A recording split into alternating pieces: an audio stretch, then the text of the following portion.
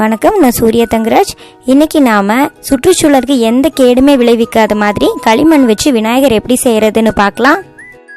அது மட்டும் இல்லாம இந்த விநாயகரை நாம கரைக்க போறது இல்லைங்க, விதைக்க போறோம்.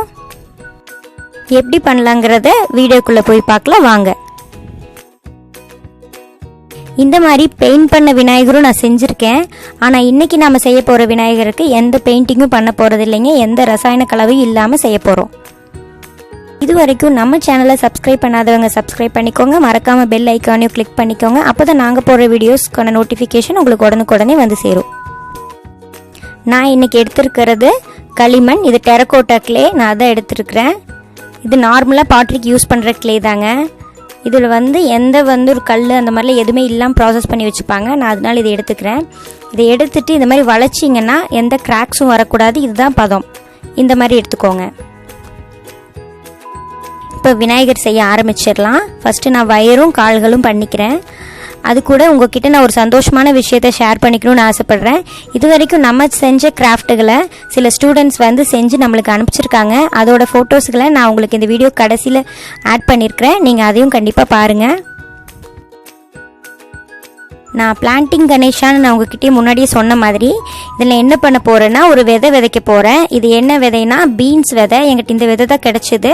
உங்களுக்கு எந்த விதை கிடைச்சாலும் அதை இந்த ஸ்டேஜ்லேயே நீங்கள் உள்ளே ஃபிக்ஸ் பண்ணிடுங்க. இதுக்கப்புறம் நான் உடம்பு வச்சுக்கிறேன். விநாயகரோட மேல் பாகம் வச்சுட்டு இந்த மாதிரி நல்லா தேய்ச்சி விட்டுருங்க. நம்ம கீழே வச்ச வயிறு கூட இது நல்லா அட்டாச் ஆகணும். அதுக்கு என்ன பண்ணணும், இந்த மாதிரி கொஞ்சம் கீறிட்டு அதுக்கப்புறம் வச்சிங்கன்னா நல்லா ஒட்டிக்கும்.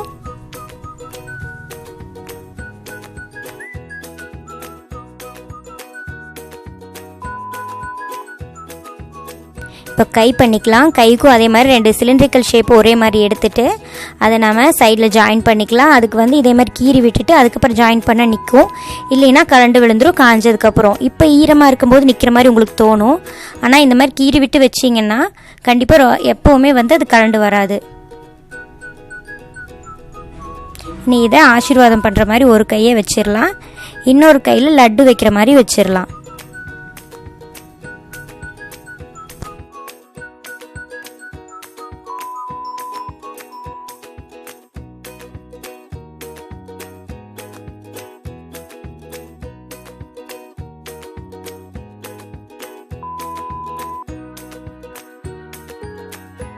இப்போ விநாயகர் கையில் கொலக்கட்டை செஞ்சு வச்சிடலாம்.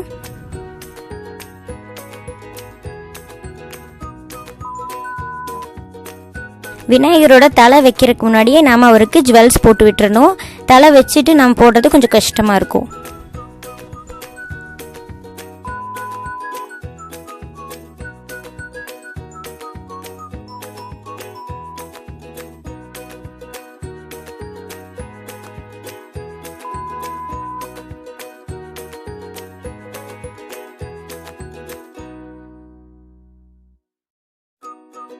இப்போ நம்ம எந்த அளவுக்கு உடம்பு செஞ்சுருக்கோமோ அதுக்கு அளவான தலை உருட்டிக்கோங்க.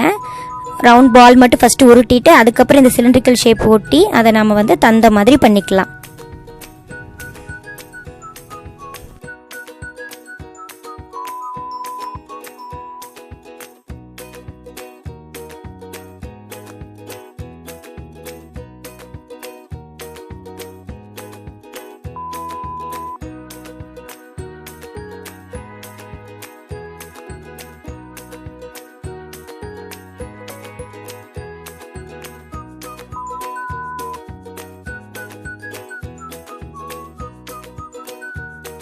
இந்த தலைக்கு தகுந்த மாதிரி 2 காயின் ஷேப் மாதிரி பண்ணிவிட்டு அதை நாம் காதாக வச்சிடலாம்.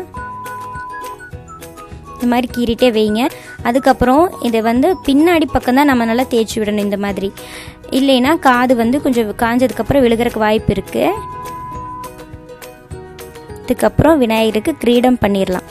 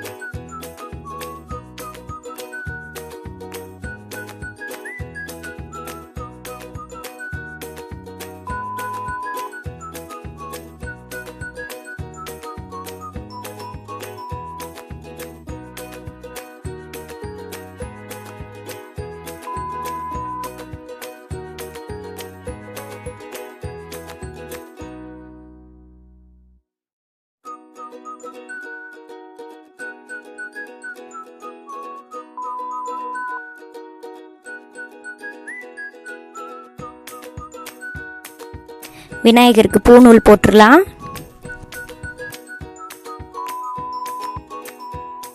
தந்து வைக்கிறதுக்காக நான் இப்போ வந்து டூத் பிக்கை இந்த மாதிரி உடச்சி எடுத்துக்கிறேன்.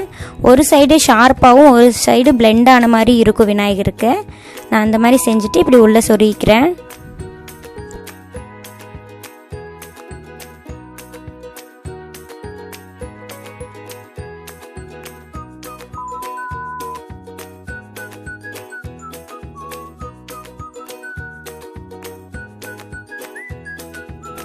விநாயகருக்குடைய மூர்ஷிகரும் லட்டும் பண்ணிடலாம். இப்போ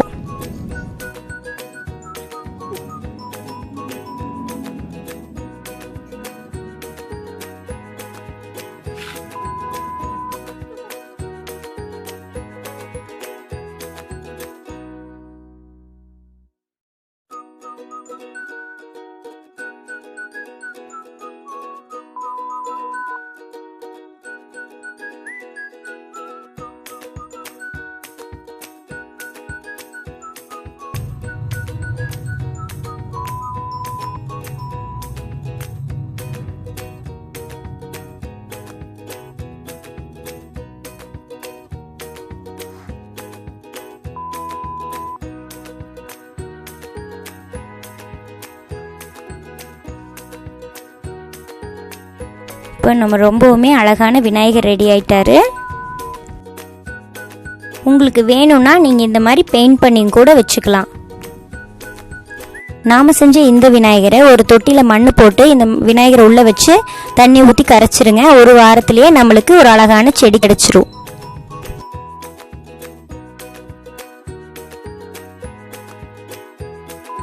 இப்போ நம்ம ஸ்டூடெண்ட் செஞ்ச கிராஃப்ட் பார்த்துடலாம். இவங்க நித்யஸ்ரீ. இவங்க நம்ம செஞ்ச பாம்பாம் கோழி குஞ்சு எப்படி செய்கிறதுங்கிறத செஞ்சு பார்த்துருக்காங்க. அபி ஆனந்தனா. இவங்க அபிதா 9th ஸ்டாண்டர்ட். இவங்க இனிகா 9th standard. Merlin Nithya house wife. வாழ்த்துக்கள். இன்னும் நீங்கள் நிறைய கிராஃப்ட் ஒர்க் செய்யணும். நான் உங்களை அடுத்த வீடியோவில் சந்திக்கிறேன். நன்றி, வணக்கம்.